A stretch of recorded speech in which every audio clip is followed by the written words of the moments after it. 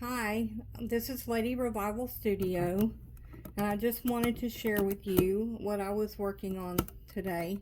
I'm working on a memorial quilt for a friend, and I'm using the window pane technique where you go in and you can cut a panel apart and you can insert pictures or whatever you would like, and when you're finished with it, piecing it together, it gives you the illusion that you're looking out of a window.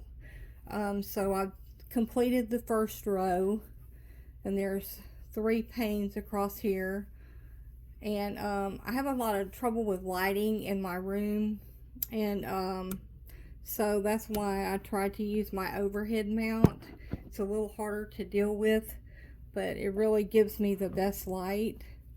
But I started out with a panel, and I think the panel was like 21 by 40 inches or something like that.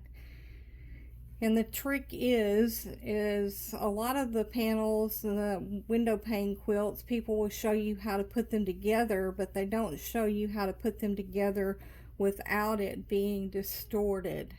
And a lot of panels, it wouldn't matter if it's I've done some camouflage ones with deer and that type of thing, and it didn't really matter that much. But this one has sun rays, and so it was real important in this particular pane to make sure that when I cut the blocks, when the rays came down, that there was no distortion and that the rays met up in the same spot across the quilt, so that you see even from here to down to this one that they lined up like they should. And also, if you can see right here, you have the trees up here, and you want them to line up correctly down into the next block. So what you have to do is cut your panel into the pieces, and then however wide you decide you want your window pane sections to be, you have to then go back and cut these blocks to make room for these blocks so that there's no distortion between the 2 blocks. So you can see how this light runs straight over to this light, and this tree trunk would run down through this tree trunk. Whereas if you did not cut this space out, you would have too big of an elongation, and your rays wouldn't line up correctly. And this style quilt is perfect for a memorial quilt because it allows you to put in pictures at an appropriate place. This particular gentleman was an artist and a photographer. His wife is an artist and photographer, and they were both naturalists and loved nature.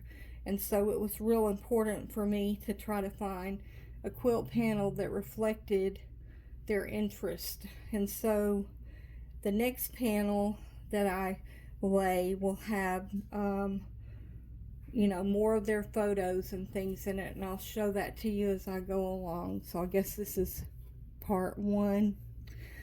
So the next thing that will happen in piecing this part is I'm going to come along here on the bottom edge, and I'll lay a strip. I cut, for my measurements, I cut it 1.5 inches, so when I get it sewn in, it will be 1 inch across, and I'll lay it across here, and it'll kind of make the section between the lines right there. And then at the end, you'll use a border like this to go around all of them. This will turn down when I get through sewing this onto here. I'll turn it down this way, and I'll add the next border to the bottom of this black strip. And when I get through, there will be 4 rows all together. I'm not a perfect quilter. Sometimes my points don't point. Sometimes my seams don't line up just correct. But still, in this kind of quilt, it's pretty forgiving, and it gives you the illusion of a window. you can see right here, it gives you the illusion of this coming to a point, when in all actuality there's an extra block set in there to create that. It's very easy to put together. Actually, once you get the hang of it, you just have to be careful with your measuring and everything. But anyway, I just